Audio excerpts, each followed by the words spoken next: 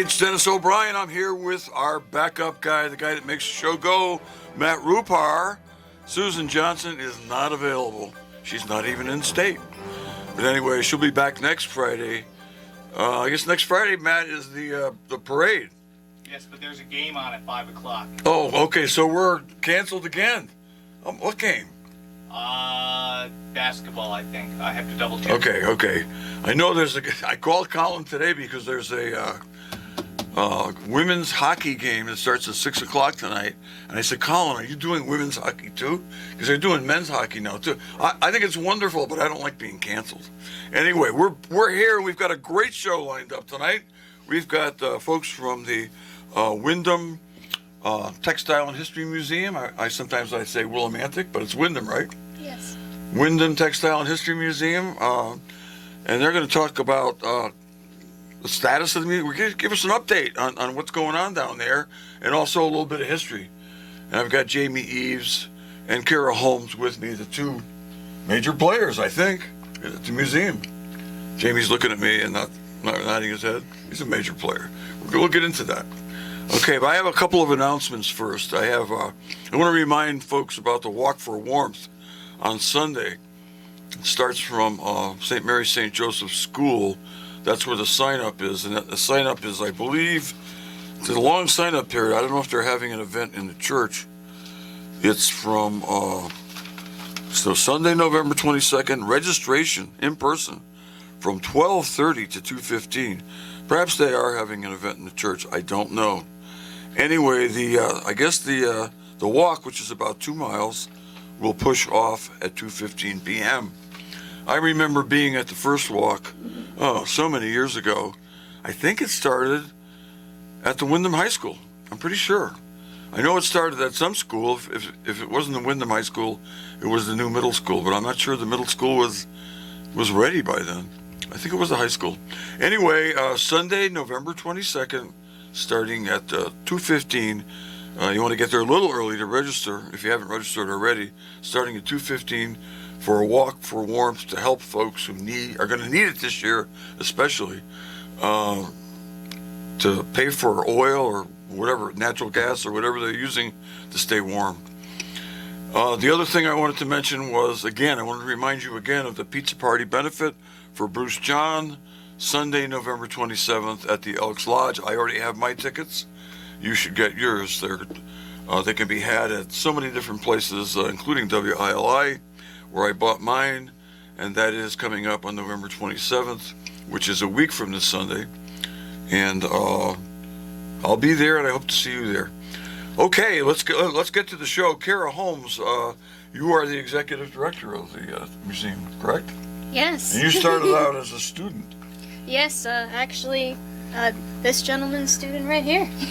You were the student of the guru of local history, okay? Yes, I started off with a public history class, and it was so much fun. I've always been into history, and I just grew from there. We went to different museums as part of the class. I was also taking a museum education class at Eastern too. At the time they were offering that. I'm not sure if that's something they still offer. And I loved the museum. I went there and I never really left. You've been there since, huh? Yeah, I came to Willimantic in 1974 and I never left either. I understand, loving a place and wanting to stay there. And it's worked well for me, and I'm sure it's working well for you at the museum. And you certainly had a wonderful mentor. I agree. Jamie has always been inspiring to not just me, but countless other people. And to me as well. He once told me he thought I was a good dancer, and I'm not very good. But it's all relative. It's all relative. Anyway, Jamie Eves is here. Jamie, what is your role now at the museum? Volunteer? Pretty much, yes. Pretty much a volunteer. Yeah, I'm retired, so I get to do what I want. You're retired from the museum. Yeah. But you're not retired from other things. I am not retired from teaching. I can't afford to retire, Dennis. Well, I'm 79 and a half, and I'm still working, and yeah. I don't know if I could. I'm not sure if I can afford to retire. I'm not sure. I'm probably better off than I've ever been in that regard. But my whole life I've always worried about, not being able to support my family. Yeah. And I'm not one of those people that ever was comfortable in that regard. So I've always had an incentive to keep going. And fortunately, I love my work, and that helps a lot. That's and good. you love yours too. You bet. Yeah, and you're teaching where? I'm teaching a couple of classes at Eastern, and then I've got one at UConn's Hartford campus, which is what I was doing this afternoon. So I came from that to come be with you. I knew you were coming from Central Connecticut somewhere. Yeah. I wasn't sure if it was there or from Central. Beautiful downtown Hartford. I've attended both schools. I didn't last long at Central. I went there right out of high school and lasted a semester. My father passed away just before I started, and that was it was unexpected, and I didn't do well in my first semester, and I wasn't very happy there, so I dropped out. But I did when I did go back to school. Where did I go? I went to the Hartford branch of UConn. Ah, Oh, wow. I did 2 years there. It wasn't in the same place. no, It was out by West Hartford. no, it wasn't even there yet. Oh, it was okay. in the old Griswold mansion. Oh, And, okay. Talk about history. Yep. Right near, not far from St. Joseph's College. Yep. And Yep. that's where I went. I did Yep. 2 years there, and I tell you what, it was a great place to go to school. It was a beautiful, beautiful scene, and I think that your surroundings are very important in terms of your education and everything else. Yeah, I like the new campus they've got. It's in the old Hartford Times building, which they've renovated. Oh, it's great. But it's their library is the Hartford Public Library. So, like, you've got one of the best libraries in the state. Yep. That's your library. Been there And- many times. And it's right across the street from the Wadsworth Athenaeum. Fantastic. So, I mean, really good stuff right there. Yeah, that is the Hartford Times building has always been, and I used to get the Hartford Times. I mean, I used to read the Hartford Times. When I was in New Britain, the Hartford Times building is, has always been. I've never been in it, but I've always admired it. It looks great from outside. Yeah. Well, it's totally renovated on I'm the sure inside. I'm sure it is. I think they only kept the facade on the Yeah. front. Well, the facade is pretty impressive. It is with the columns. Yeah. Those columns. Yeah. Anyway, okay, we're going to start with Kara talking a little bit about some of the things that are coming up. We want people to be aware of what's going on at the museum now and in the near future. So we're going to talk. She's going to talk a little bit about some of the events that are coming up soon, and then Jamie's going to give a talk about Willimantic Wyndham history, and Kara's going to come back and go on a little bit farther into the future with the list. So, Kara? And thank you, Dennis, so much for having us on the show today, and Susan, and I hope you're enjoying your conference. Not too many people get to be on the show 2 weeks in a row, other than myself and Susan. I'm quite honored. That's a record, I think. We don't usually bring back people right away. There's a lot of interesting people in this town. Oh, I agree. People influence everybody. So you Especially you. You influence me, are, as well as Susan, as Well. well as Jamie, and several others in this town. But going back to some of our fun events coming up, we have our Steampunk Curio Fair tomorrow, and that's going to be from 10 a.m. to 4 p.m. It's just our general admission gets you in, so if you are not a member, that's $10 for adults, $7 for seniors, students, and children. And we're going to have several different vendors. We're also going to have a corset lecture at 1 p.m., and that's going to be done by Chelsea Knife. And lots of fun. And also, Bill Dougal just recently, I don't know if you saw our Facebook page, but he just recently dropped off a steampunk frog print. So you definitely don't want to miss that tomorrow. And again, 10 a.m. to 4 p.m. tomorrow. Chelsea Knife and Bill Dougal. Wow, those are great guests to have on the show, so to speak.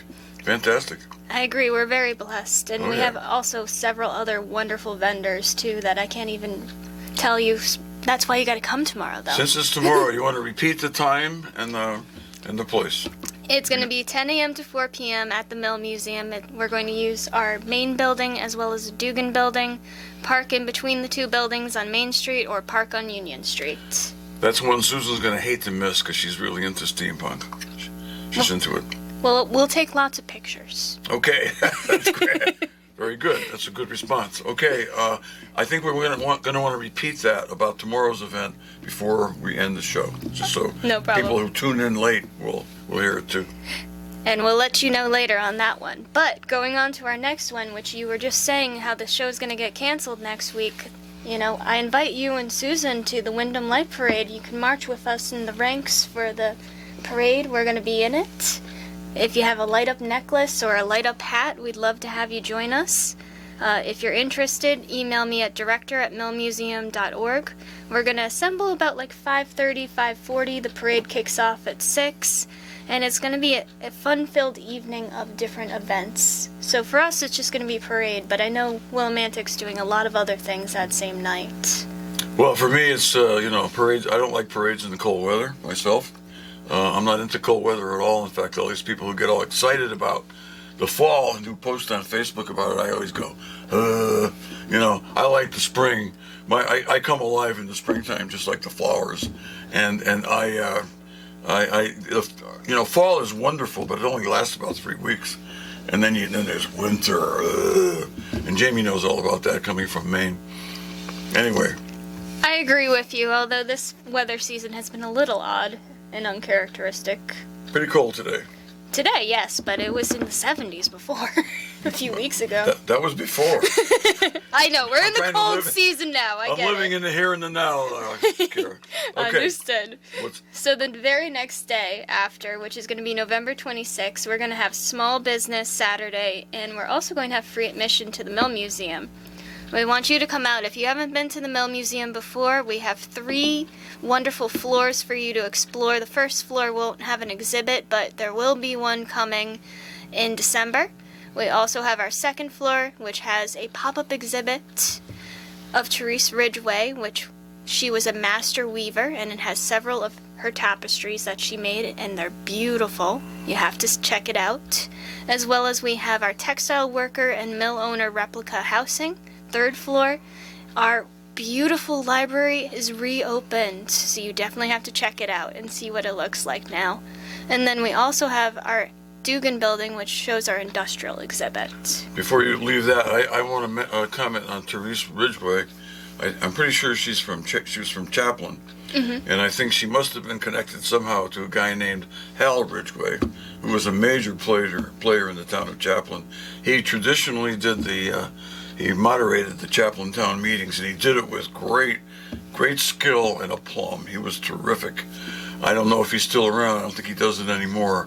But I have been town attorney in Chaplin now for 20 years, and I have met Hal. I don't think I ever met Teresa, but must have been quite a couple. And I don't know much about Hal either, and honestly how we got this exhibit was because of Peggy Church too. So Peggy and several other wonderful people worked together to put this exhibit up. So really thank you guys so much, and we're really excited. That's another important historical family in Chaplin, the Church family. Warren Church is the guy that I know very well, but I know the history because they just celebrated their 200th anniversary, and we did a show on television with Warren Church and another person, and it was quite interesting. Yeah, there's always a lot of history, especially in Chaplin. Peggy was telling me about a lot of the events that she was helping out with, so I'm really glad that the 200th went over very well. And then we also have for us coming up after the holiday, which, again, happy early Thanksgiving to everybody. We hope you have a safe and fun holiday season.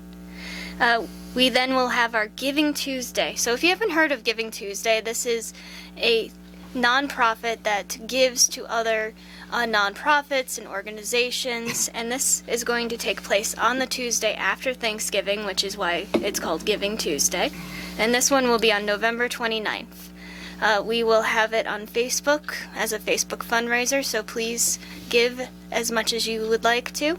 As well as we do have other opportunities too. If you don't want to give money, please become a volunteer, maybe for a day, maybe for a couple hours. Please join us in our membership, our upcoming annual appeal. There are many different ways that you can give. It doesn't always have to be financially. It can be with your heart as well. So, one final one I'm going to mention, and then we're going to give it to Jamie, would be we have holiday gift wrapping coming up. So from December 2nd to December 23rd, operational days of Friday through Sunday, we're changing up our format this year. We will be doing gift wrapping at the Mill Museum from 10 a.m. to 4 p.m. And we're really excited to see you guys. So we will wrap anything from our holiday craft fair that we call Holiday Shop this year, as well as we will wrap anything you buy in the gift shop, and maybe if you convince us, maybe we'll wrap something you bought somewhere else too. we're always going to give back to you guys. Preferably, we'd like a donation if possible, but a smile also works. And also, if for other times for gift wrapping, visit the Lions Club at Eastbrook Mall. That's great. The holiday gift wrapping, I know my wife and my grandchildren for a while participated in that. And I don't know if they're teenagers now. I don't know if they're still willing to do that. But when they were younger, they were pretty good at it. I do the gift wrapping in my house, but I'm not that good.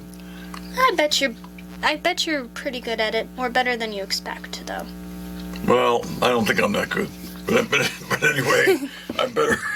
I do it because there's nobody there to do it. And Susan is busy with other things, and that's my role. Anyway, one thing we can do with some of these events that are farther off into the future. Mm-hmm.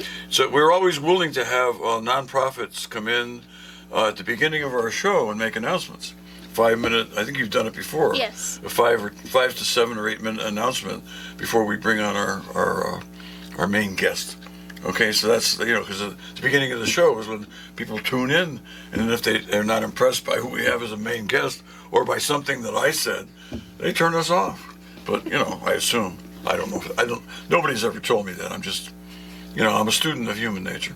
Anyway, okay, well, Jamie Eves is here, and he's got some things to tell us about mostly Willimantic history.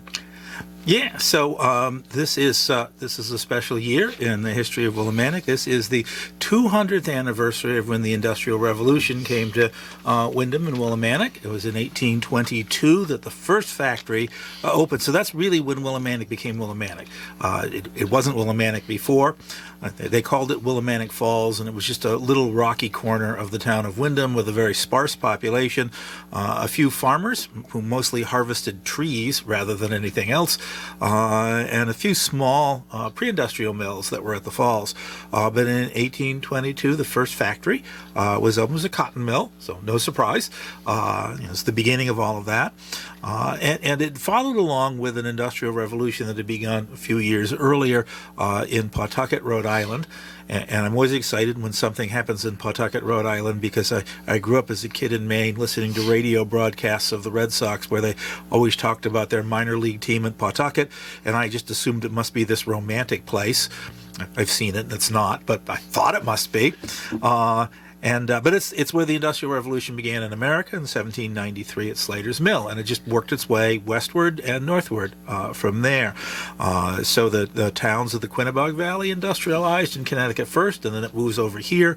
So by 1822, it was a Rhode Island entrepreneur that built the first mill. Interestingly enough, this Rhode Island entrepreneur, you just took my, what I was going to say. Okay. Perez, Richmond. I had his name. I memorized all day. Perez Richmond came from Providence. Yeah. He actually was born in Newport. He's from an old Newport family. He was old money. But when he decided to, like a lot of wealthy people in Newport, the investment in Newport in the colonial period had been, and this is bad history, but we need to acknowledge it, had been the slave trade. Newport was the center of the slave trade for the northern colonies, and everybody knew that in 1807 Congress was going to outlaw slavery. The Constitution had, when it was first written, the Constitution had put a hold on when Congress could outlaw slavery. So 1807 would be the first year, but everybody knew that as soon as they could, Congress was going to outlaw the slave trade. They were going to outlaw the importation of enslaved people in the United States. And so you've all these shippers in Newport think, oh gosh, what am I going to do now? And they're rich. These incredibly rich shippers, and among them were the Brown family, which included Moses Brown, who was a partner in the first factory, the one at Pawtucket, that's Slater's Mill. It wasn't just that he was looking for, he also got religion, Moses Brown. He became a fervent Baptist, and the Lord spoke to Moses, and then the Lord said, Moses, you're being bad here, stop this. Second time. Yeah, I know. So he didn't get any tablets, but he got a message, and so he decided to put his money into something else. He didn't want to be involved in the slave trade anymore.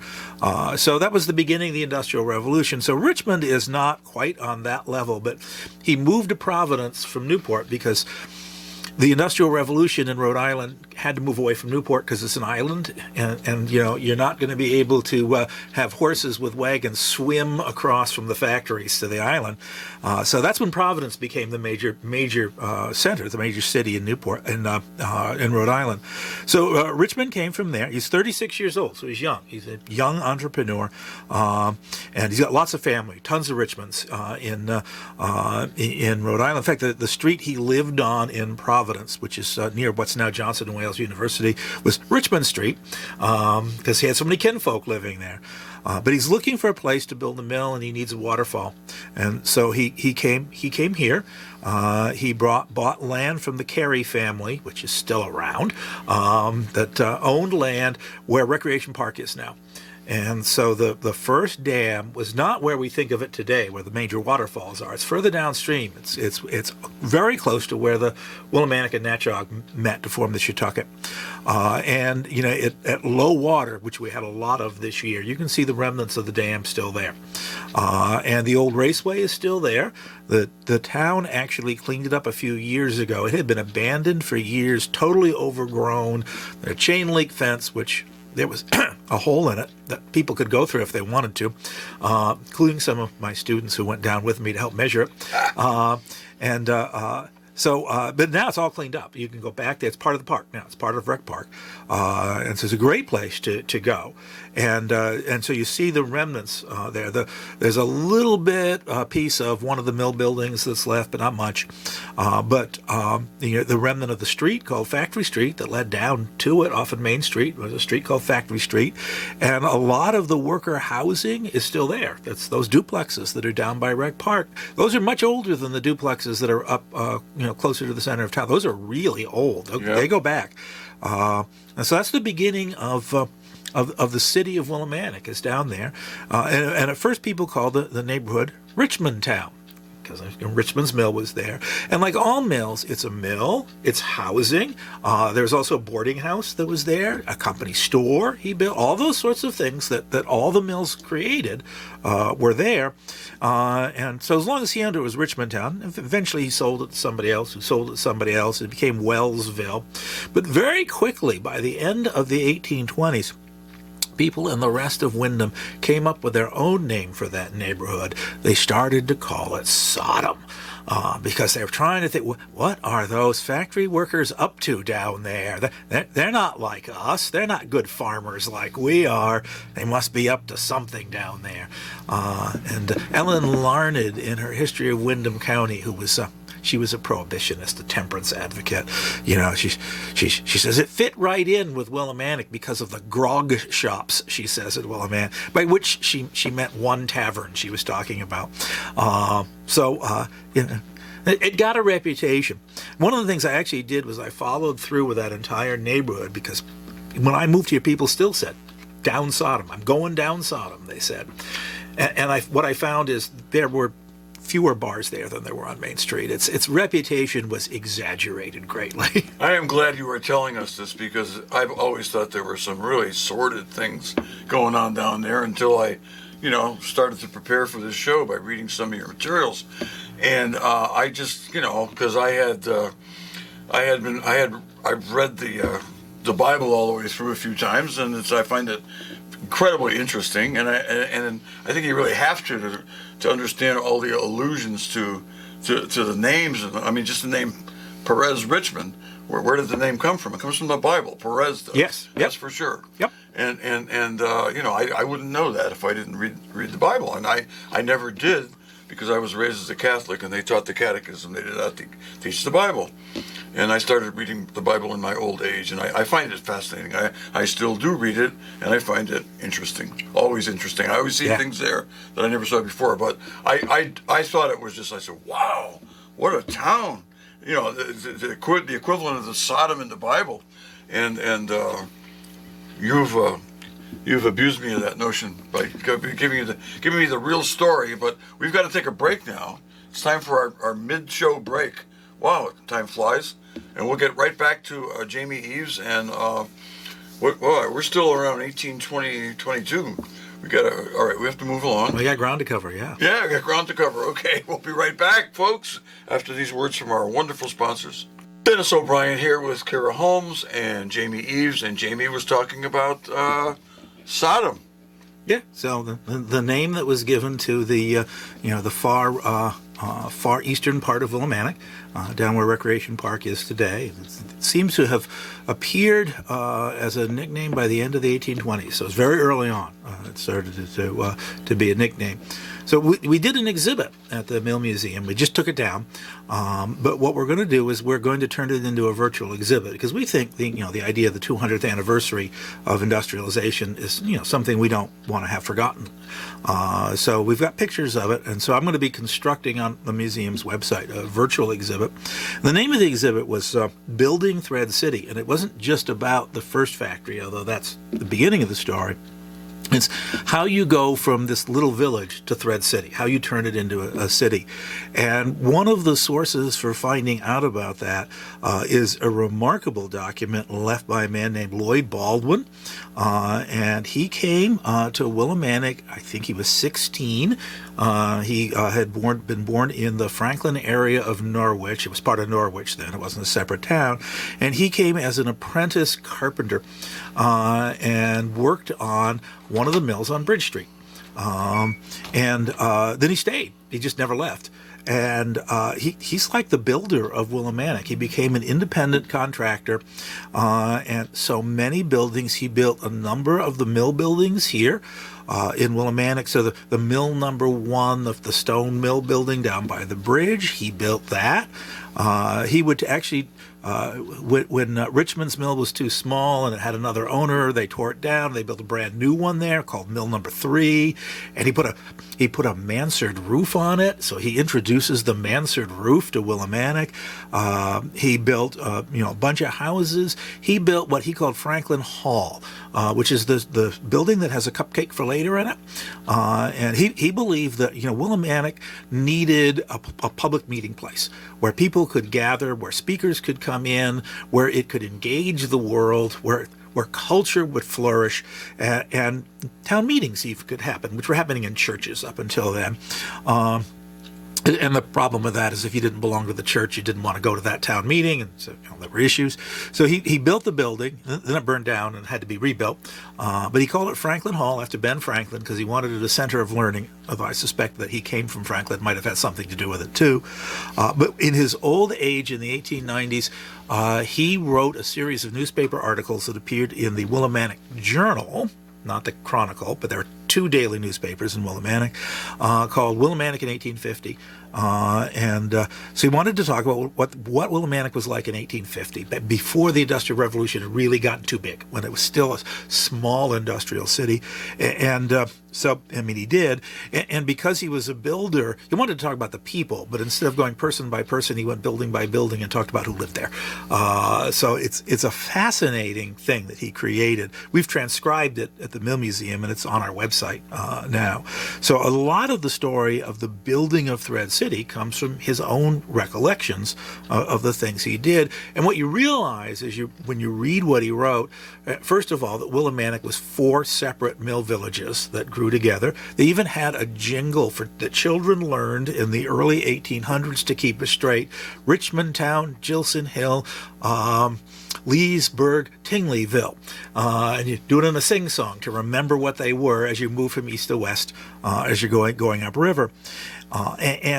So you realize that it's mills, it's company housing, it's company stores, it's boarding houses, and then other shops and stores are going to come in because they're going to be important to what goes on. Middle-class people, the storekeepers, are then going to want to have places where they live, and middle-class houses are built. And then because, you're starting to be a city, you need schools, and then you need high schools, and, all of those sorts of things. And then there get to be stores where newspapers are sold, and then libraries, and newspapers that are published, and you realize that an entire city is being created, out of a place that once had been a mill. And so you're transforming a mill village into a real city. And so that's the exhibit then goes through that. It's how that happened.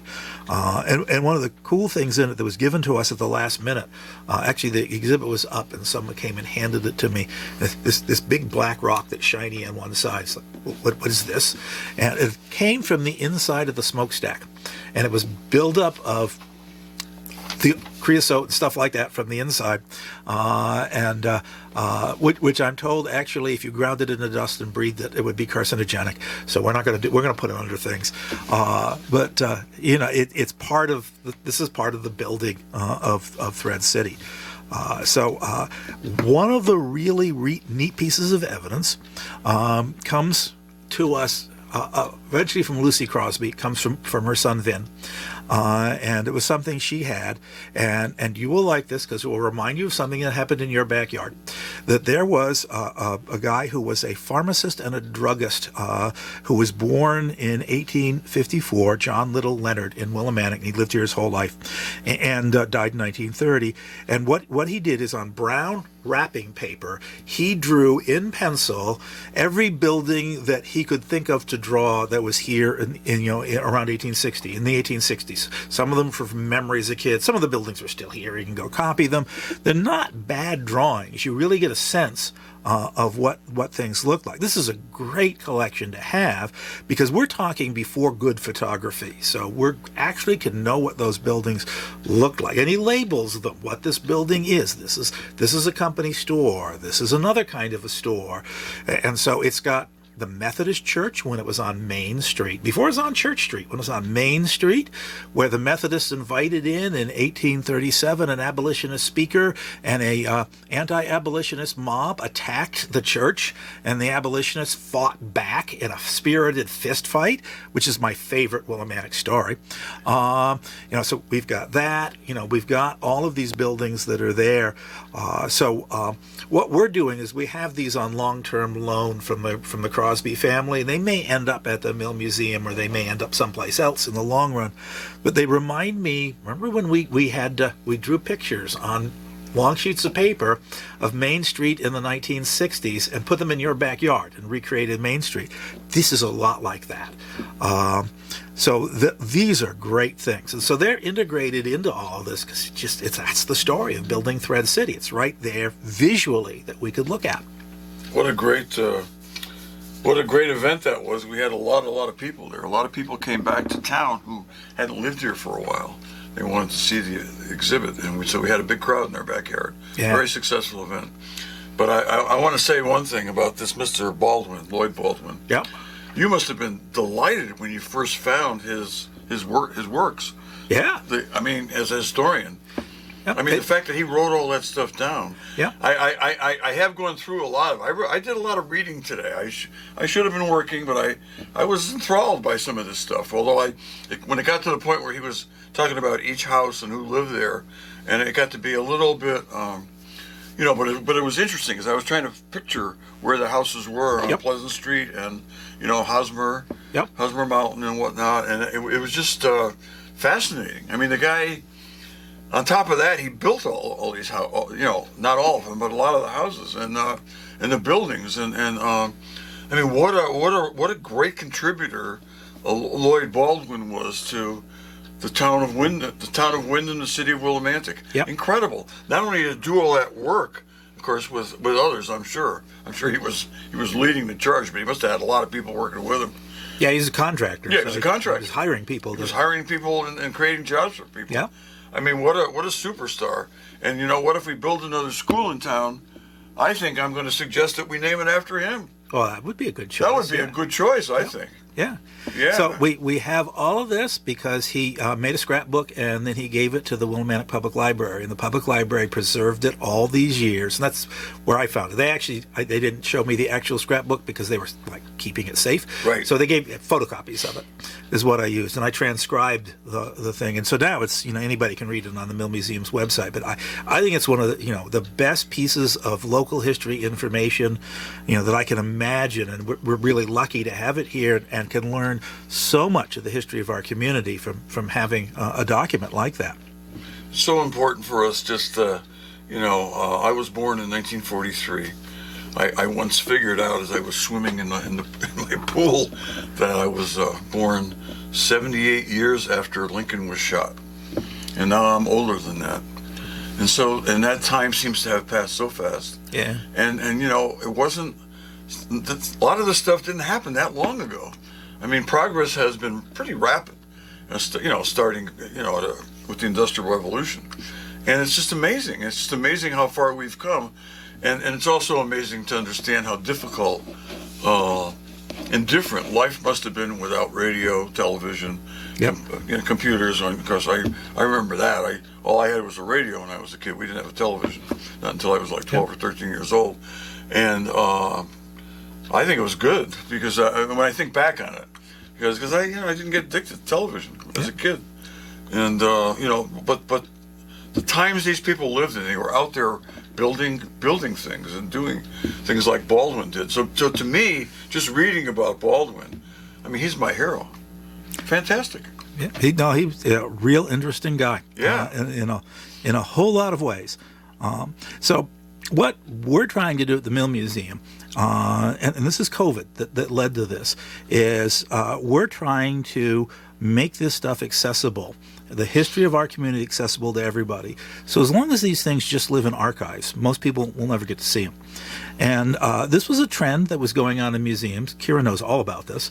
It's been going on for some time, but COVID catalyzed it. We had to close down the Mill Museum, so we had to do our job another way. And one of them was virtual content. And a lot of museums have done that, and so we're speeding up. And that's part of the catalysm, was having to close down. The catalyzing was closing down. The other part of the catalyzing is the COVID relief money. So, Congress, created money, gave it to the states, and here in Connecticut, the legislature and the governor decided that a hunk of that should go to museums, for which, we're incredibly grateful to be remembered, because usually museums aren't with things like that, and we're glad to have gotten a piece of that. So there have been grants that we have gotten that have allowed us to really move forward much more quickly than we otherwise would have, to try to get this stuff accessible and online, so that people can find out about the history of their community, their own history, who maybe can't come to a museum, or when they get here they can't see enough to be able to read the captions, or they can't get around because they're in a wheelchair. And most museums are not very friendly to wheelchairs because they're in old buildings. All of those sorts of things. It makes the history of the people accessible to the people, and they don't have to come when we're open. They can come anytime if it's there. So part of that is we've tried to integrate our website, our on-the-ground exhibits, and some audio exhibits. They call them audible exhibits that the Willimantic Lions Club helped raise money for, and then Chris Radio created these things. And so, these are professional radio people with voices way better than mine, are reading these things, and it's people can, with a QR code on a smartphone, can they just bring this stuff up, and so it's integrating all of that into a museum experience that reaches so many more people than would have been the case before. This, to me, I'm just incredibly excited about the chance to do this kind of accessibility.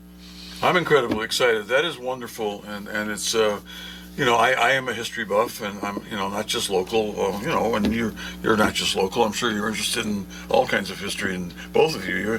If you like history, you like history. But to know, for more people to learn about the history of their town, I think it's a great way to enhance people's appreciation of where they live, and that is good for all of us.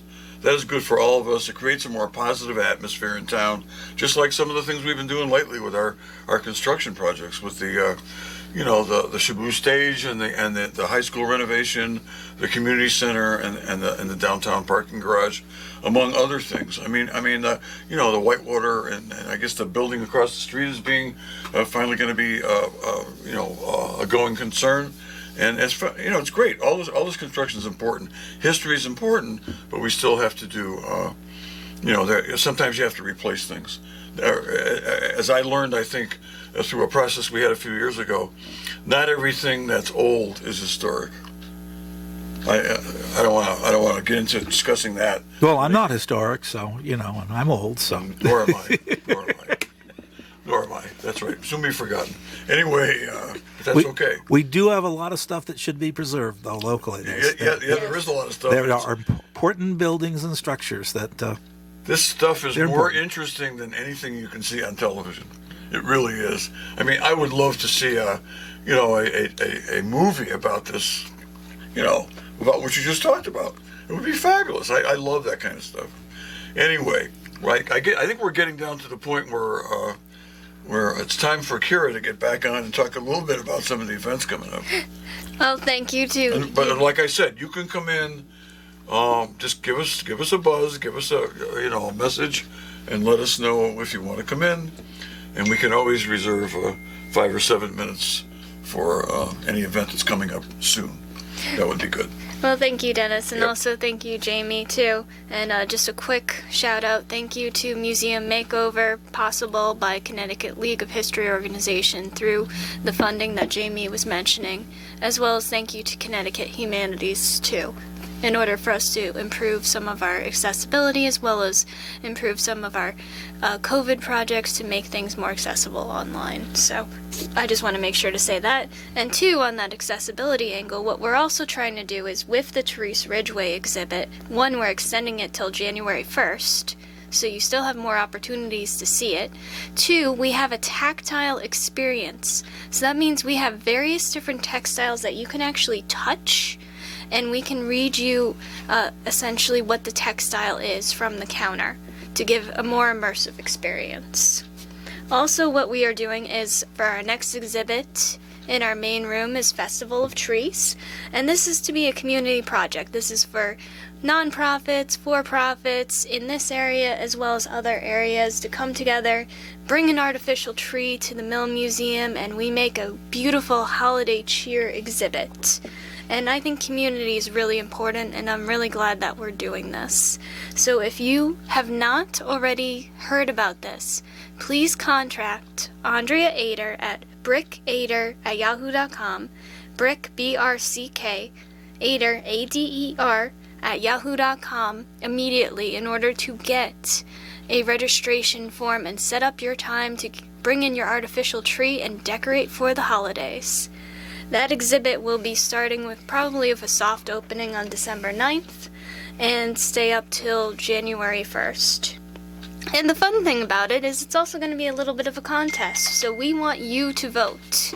We want anyone who visits to vote, we want participants to vote, and we will find out who is the winner on January 1st. Also following, we're going to have an opening reception that same night, December 9th, from 6 to 7:30. So you don't want to miss that. On top of that, we have our holiday shop season opening up. We have it on December 3rd, 4th, 10th, and 11th, and that's in our Dugan building. We ask you to wear a face mask and shop for your holiday season. Then we have on December 17th, meet La Befana and Santa Claus at the Mill Museum. Then we have a drop-in spinning bee on December 17th. We have our story time December 23rd. Closed for the holidays the 24th and 25th of December, and then we will be closed temporarily from January 2nd to February 9th. But most importantly, thank you to the town of Windham, to Dennis O'Brien and Susan Johnson, to everyone else in Willimantic who supports the Mill Museum, to my board, to my fellow staff members, to every single member within our community and outside, and everyone in the region. The Mill Museum can't do it without you. Thank you. And what's coming up tomorrow? And tomorrow is our Steampunk Curio Fair, so you don't want to miss that. We will be opening up at 10 o'clock, vendors, a lecture, and fun galore.